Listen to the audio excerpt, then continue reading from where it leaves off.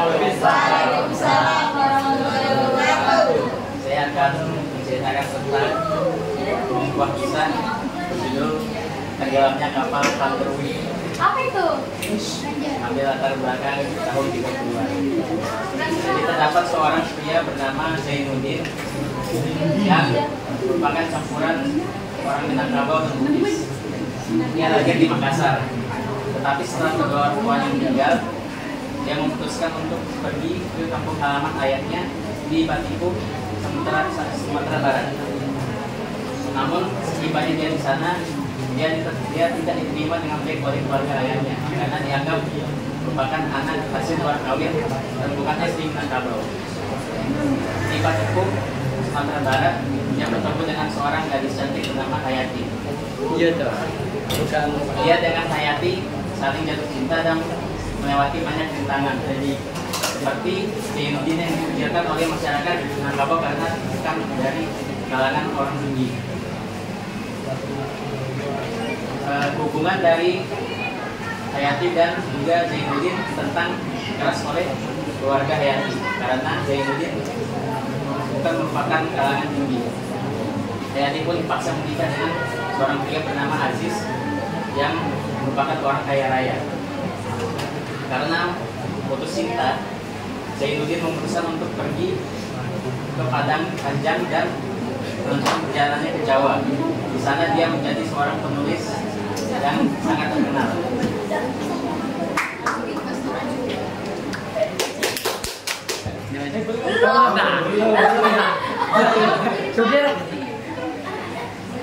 Dia menjadi seorang penulis yang sangat terkenal dan karyanya sangat dikenal secara luas. Sedangkan di sisi lain, Hayati dan Aziz memiliki hubungan yang tidak baik karena Aziz merupakan suami yang tidak setia. Bapaknya Aziz bapak ya, bapak setia. Namun suatu hari Zainuddin dan Hayati ditemukan kembali di Surabaya. Hayati meminta bantuan kepada Zainuddin karena Aziz yang sudah jatuh miskin dan putus asa. Zainuddin yang walaupun sudah merasa benci dengan Hayati tetap membantu Hayati dengan sepenuh hati. Suatu hari Aziz memutuskan untuk bunuh diri karena jatuh miskin. Hayati yang tidak tahu mau kemana memutuskan untuk pulang ke Sumatera menaiki kapal Panterwi. Namun dalam perjalanannya kapalnya mengalami kecelakaan dan tenggelam di Laut Jawa. Dan Hayati pun menjadi salah satu korban dari kecelakaan tersebut. Dengan kabar meninggalnya Hayati, Zainuddin merasa menyesal karena walaupun dia sangat membenci Hayati, namun rasa cintanya kepada Hayati tidak pernah pudar. Assalamualaikum warahmatullahi wabarakatuh.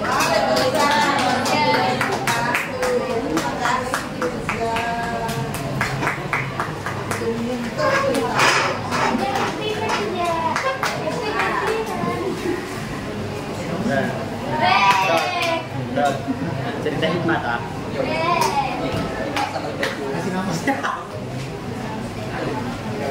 Assalamualaikum warahmatullahi wabarakatuh. Waalaikumsalam.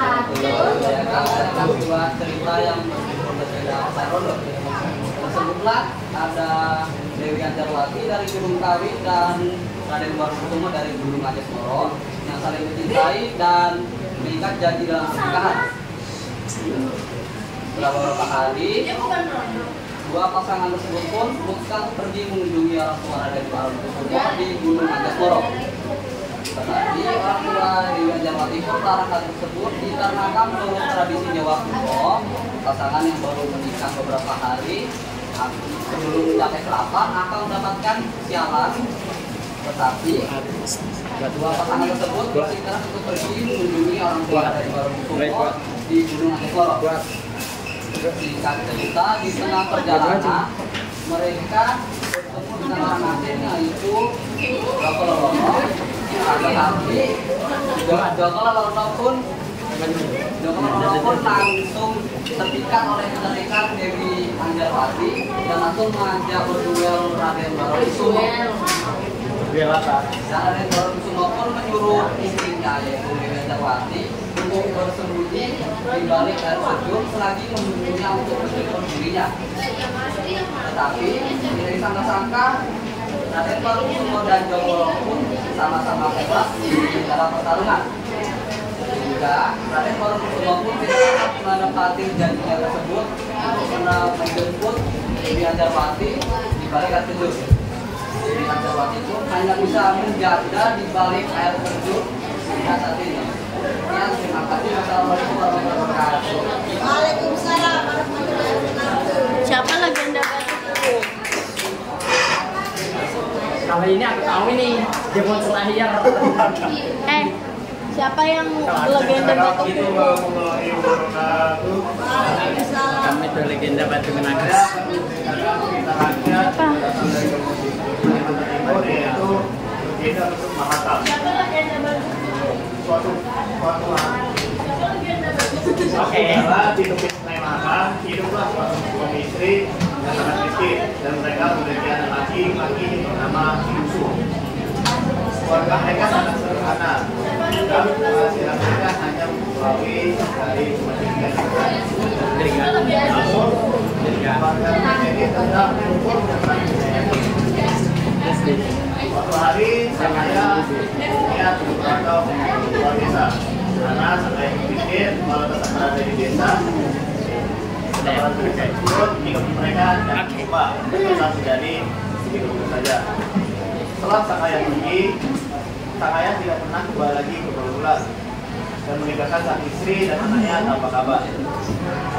Dalam sejalannya waktu, di usul sang anak laki-laki mulai berumur dewasa. Dia menjadi seorang yang tampan dan penyayang pada ibunya. Dia selalu membantu ibunya mendanamkan dengan memancing ikan di Sungai Mahakam. Suatu hari saat dia memancing ikan di Sungai Mahakam, dia terkejut mendapatkan ikan yang sangat besar dan sangat indah. Saat dia ingin membawa ikan tersebut pulang, ikan tersebut ternyata berbicara kepada musuh. Wahai musuh, bisakah Anda kembali saya ke Sungai Mahakam? Karena jika Anda kembali dari saya akan berjanji Anda akan mendapatkan sesuatu yang sangat besar.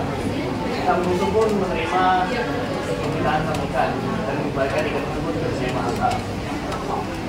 Setelah kejadian tersebut, sang musuh memancing kembali ke Sungai Mahakam dan dia sangat terkejut hasil tangkapannya lebih banyak daripada sebelumnya.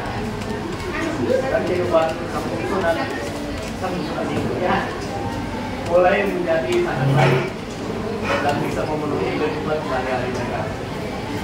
Namun dari kehidupan mereka yang sangat baik, sang musuh mulai menjadi serakah. Dia berpikir apabila dia mendapatkan lebih banyak dan besar, dia akan menjadi orang yang sangat kaya.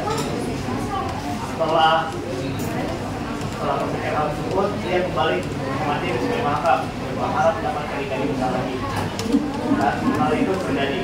Ikan yang besar dan sangat indah kembali tertangkap. Kali ini ikan berbicara lagi. Wahai musuh, jika Anda meletakkan saya ke Sungai Mahakam, jika Anda meletakkan saya, Anda akan mendapatkan keuntungan lebih banyak. Namun kali ini sang musuh menolak dan dia berpikir apabila dia membawa pulang dia akan menjadi sangat kaya. Setelah kejadian itu, malam harinya langit-langit tiba-tiba menjadi gelap. Angin yang sangat kencang dan menjadi sangat deras dan badai mengamuk. Sungai Mahakam pun meluap. Desa yang ditempati sang musuh tergelam. Dan sang musuh dan warga desa dan ibunya hilang sama tidak. Setelah badai mereda, sebagai masyarakat yang sama dari badai kubur melihat kelompok ikan yang sangat aneh yang tidak pernah terjadi di sungai tersebut. Mereka percaya bahwasannya kumpulan ikan tersebut adalah sang musuh dan ibunya yang dikutuk dari ikan tersebut karena kesalahan dia. Oleh sebab itu, masyarakat menyebut kumpulan yang adalah ikan tersebut. Sekian, terima kasih. Assalamualaikum warahmatullahi wabarakatuh. Waalaikumsalam warahmatullahi wabarakatuh.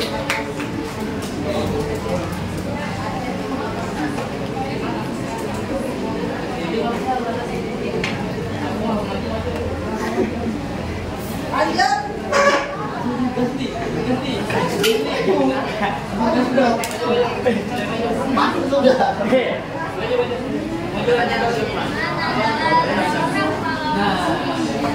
Oh, adik ini sebutannya Dibalik kan? Nah, ayo. Oke, silakan nih.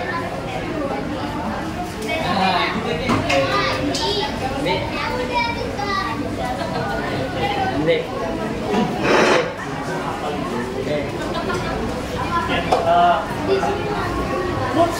Baca judulnya aja sudah. Baca judulnya. Ini saya akan menceritakan sedikit tentang hajat-hajat dari Sumatera. Pada tahun 1568 ada seorang sultan yang bernama Sultan Aditya Firman III. Dia adalah hajat dari kerajaan Minangkabau di Sumatera. Semenjak ia menjadi sang raja, dengan kabar bahwa ada seorang penjajah asing, yaitu Belanda, yang konon katanya memiliki senjata api dan kapal-kapal besar. Hari pun berjalan kemudian. Sang Belanda telah menguasai beberapa pelabuhan yang dimiliki Minangkabau, kerajaan Minangkabau. Dan beberapa daerah pun mulai memberontak pada kerajaan Minangkabau. Maka pun juga mulai melewati akan kejayaan Minangkabau. Atas semua kejadian itu, terdengar desas-desus di masyarakat bahwa sang raja-raja tersebut akan mendapatkan suatu artefak kuno yang sudah lama hilang. Yang pertama, batu Matwa-Mato. Batu Matwa-Mato. Baca? Ya, batu Matwa-Mato. Yang konon batu tersebut memiliki suatu kekuatan yang sangat kuat. Kemudian hari pun berjalan, Tuhan pun semakin dekat. Sang raja pun memutuskan untuk menjadi batu tersebut dengan pengawalnya yang setia, yang mencari ke hutan, ke sungai, dan kemanapun. Hingga berhari-hari kemudian dia menemukan suatu goa yang dikelilingi oleh pohon-pohonan besar. Dalam goa tersebut terpancar suatu batu berwarna hijau cerah, yang mana batu tersebut adalah batu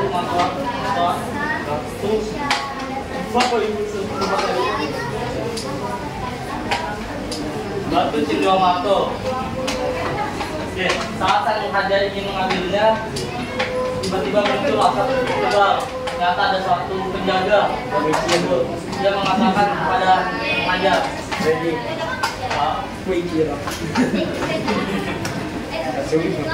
apakah kamu yakin ingin mengambil batu tersebut?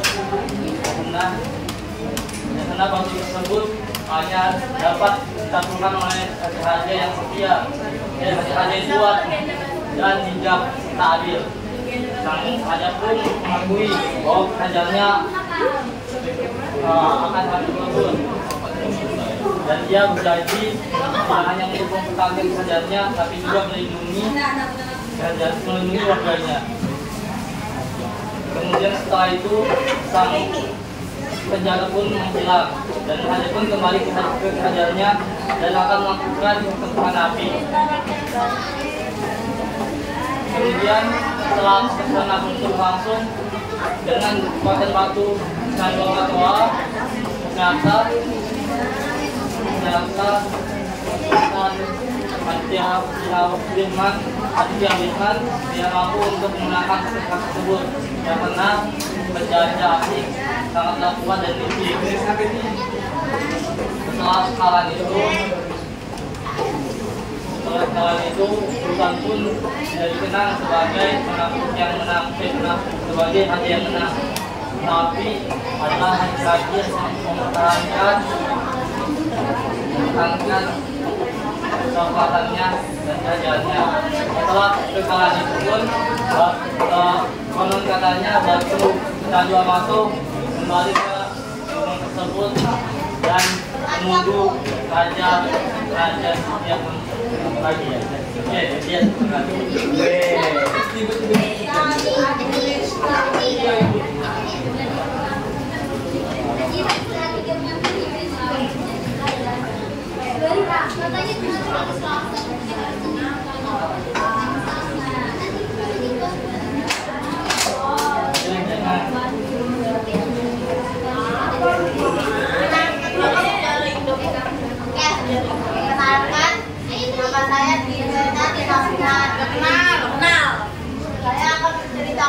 memperjuangkan Wali Songo. Ibu, Songo bukan Candy itu. Iya, Wali Songo, Wali Songo. Pada Wali Songo ceritakan nama dewannya. Disebut Dewan Balik atau Dewan Dewan Bulakal. Kalau bukan meninggal dunia, dewan tersebut akan digantikan dan kembali dan tidak akan kembali lagi pada kita sebelum dilantik. Orang ngajuin pertanyaan ibu, ibu lagi sampai.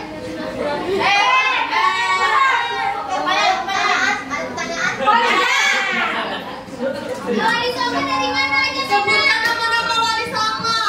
Sebutkan nama-nama Wali Songo. Tadi namanya nyate. Namanya nyate. Nggak tahu aku. Yang dijawab pun. Jawab deh. Wali Songo ada 9. Ada 1. Kan ada Wali Songo. Oh, ada Wali Songo. Yang mana Wali Songo yang Islam? Iya, sama aja Wali Songo. Sebutin nama-nama ditanya. Ayo, kita nggak ada nama Wali Songo siapa, Pena? Dewa atau Dewa Bali? Salah, bukan itu. Nama-nama orangnya siapa? Mau deh. Jelas. Harus satu jam. Ayo, Pak. Belum, Bu. Dikit lagi.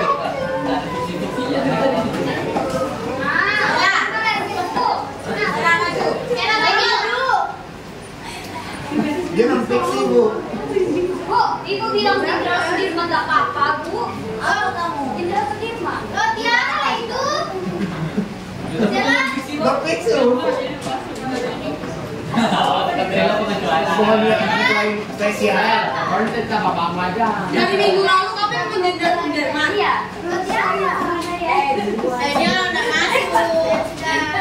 Orang sebentar aja. Assalamualaikum warahmatullahi wabarakatuh. Waalaikumsalam. Saya Jenderal Sudirman. Jenderal Sudirman adalah seorang pahlawan Indonesia yang lahir pada tanggal 24 Januari 1916 di Jawa Tengah. Ia terkenal sebagai seorang pahlawan yang memimpin generasi pada kini Indonesia.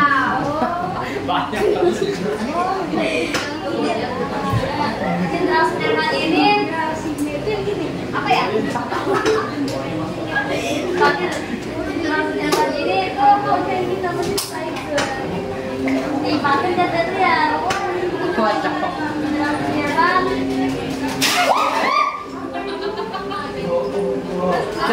Lanjut aja. Ini menjadi simbol kedaulatan Indonesia. Jenderal Sudirman sekolah di Purwokerto. Kemudian dia melanjutkan sekolahnya di sekolah militer di Magelang. Setelah lulus, Jenderal Sudirman ini kemudian setelah lulus dia ini melanjutkan sekolahnya, ikut bergabung di CKR, Tentara Kawasan Rakyat, Rakyat. Dan ini Jenderal Sudirman ini menjadi TNI pada tanggal 11 Agustus 1945. Ini Jenderal Sudirman sudah menjadi perwira di CKR, Tentara Kawasan Rakyat. Nah, Jenderal Sudirman juga Jenderal Sudirman ini terkenal sebagai kemampuannya yang memimpin pasukannya dengan efektif. Kemudian pada tahun 1947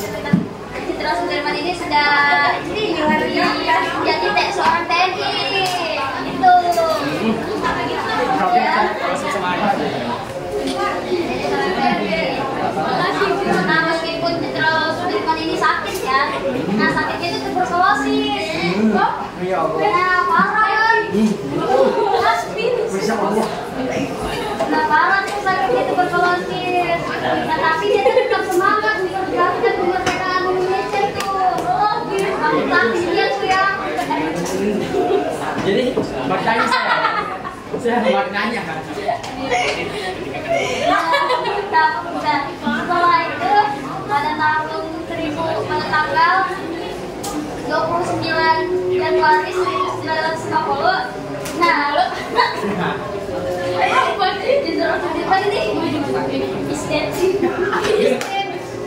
meninggal. Aku nih keluarganya. Aku ada. Ya, terus Firman nih wafat sebenarnya pada tanggal 29 Januari 1950. Tetapi ia dijadikan simbol sebagai pahlawan yang sangat dihormati. Udah gitu aja. Terima kasih sayang. Oh, kalau tahu kan saya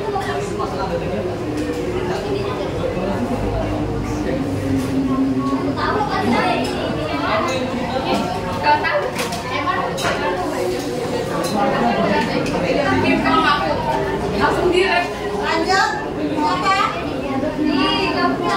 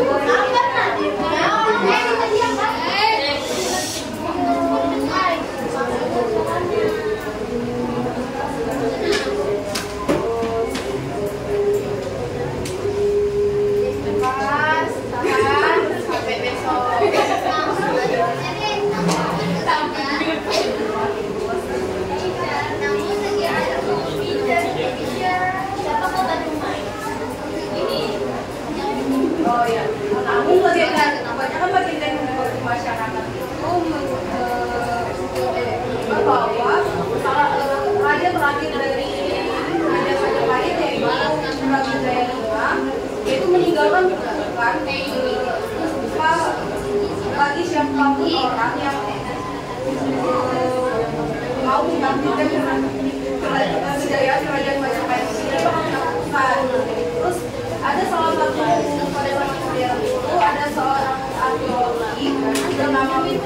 Rangka Pratama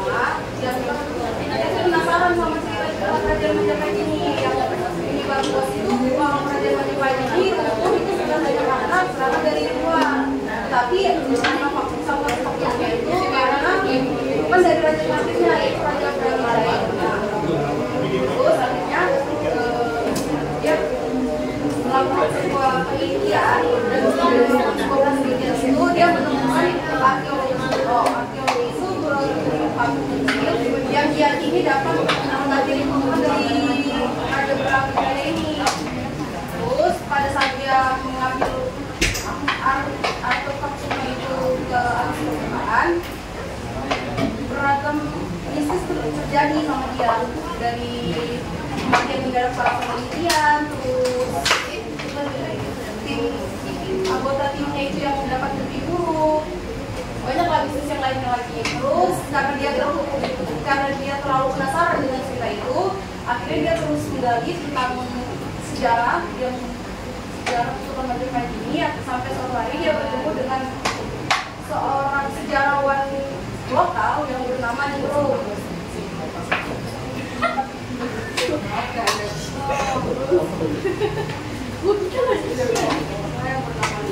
Nah, si sejarawan lokal ini dia ngasih tahu ke si Raka kalau misalnya ada teks kuno yang menyatakan bahwa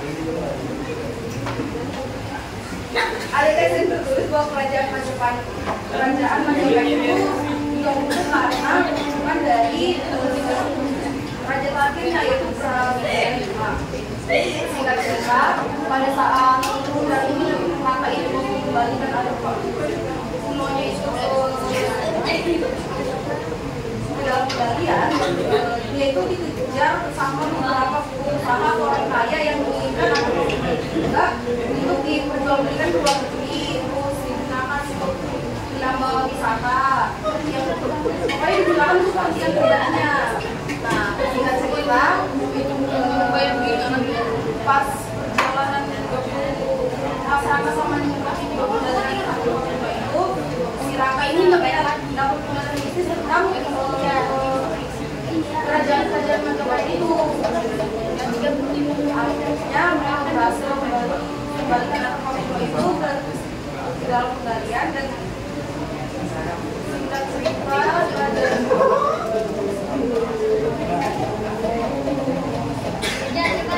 itu kembali ke tempatnya.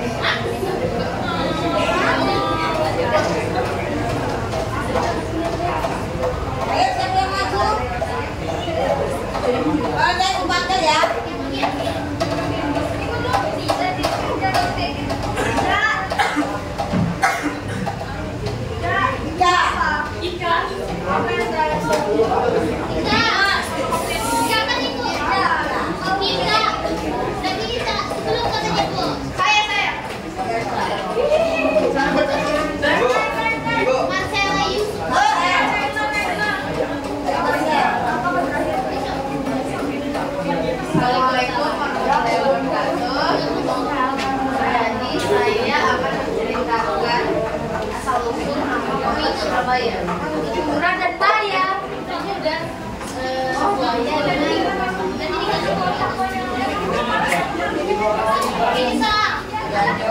aku di sini tadi. Jadi itu ada radio yang bernama Surah dan buaya yang bernama Baya. Nah, mereka ini teman. Tapi dari dulu emang suka bertengkar karena cari mangsa, mendapat makanan. Bertengkar.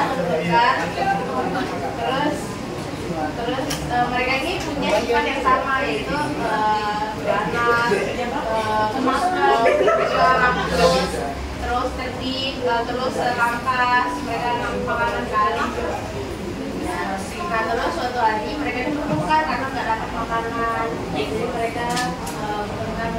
Terus Surah ini punya ide. Nah, terus dia menerangkan idenya ke si Baya. Dia bilang gimana kalau kita bagi wilayah, aku di air terus kamu di darat. Jadi Baya setuju. Baya dulu. Terus semenjak saat itu mereka nggak bertengkar lagi karena nggak rebutan makanan. Terus pada suatu hari si Suran ini diam-diam ke sungai cari makanan. Dia diam-diam biar nggak ketahuan Baya. Terus ya si Suran dirinya diam-diam ke sungai buat cari makanan. Agak besar karena dia nggak dapat makanannya di lautan. Jadi dia ke sungai dan dia diam-diam biar nggak ketahuan sama Baya. Terus pada suatu hari ya awalnya emang nggak ketahuan, tapi lama-lama Baya tuh ngeliat si Suran di sana nyari makanan gitu kan. Nah, terus Baya tuh marah banget. Terus si Suran ini kayak santai aja, biasa aja, karena dia menurut dia kan aku di air, kamu kan di darat, nah sungai itu kan air. Tapi Baya kayak berterima kan, kayak wilayahnya mungkin. Nah, dia nggak terima, terus Baya masih tetap kekeh, Suran masih tetap kekeh. Terus Baya ini naik darat, dia nggak terima, pokoknya mereka kelahi sampai Suran gigit Baya gigit Suran sampai ekornya putus. Terus ini akhirnya berdarah dari darah mereka. Nah, terus lama-lama itu dahsyat banget kan itu nelayannya. Habis itu mau nggak mau Suran ini pasrah, jadi dia balik ke wilayahnya di lautan. Terus Baya puas kan, karena dia puas karena udah dapat wilayahnya, dia mempertahankan wilayahnya. Nah, terus ya karena itu sangat dahsyat wilayahnya, jadilah dikenal dengan nama manusia.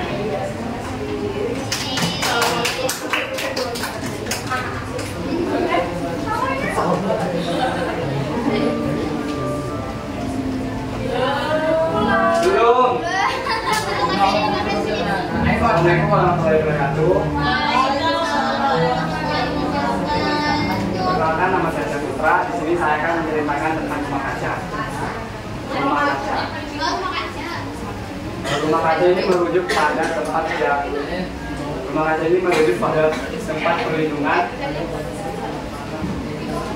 perlindungan di Belanda untuk peralihan politik pada saat Perang Dunia Kedua. Rumah-rumah ini memberikan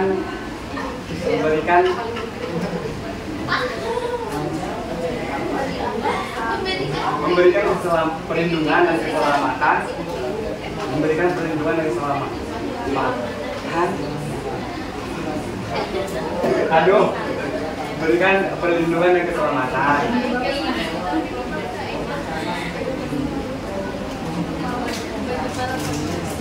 bagi para pengungsi yang diduduki oleh negara Nazi.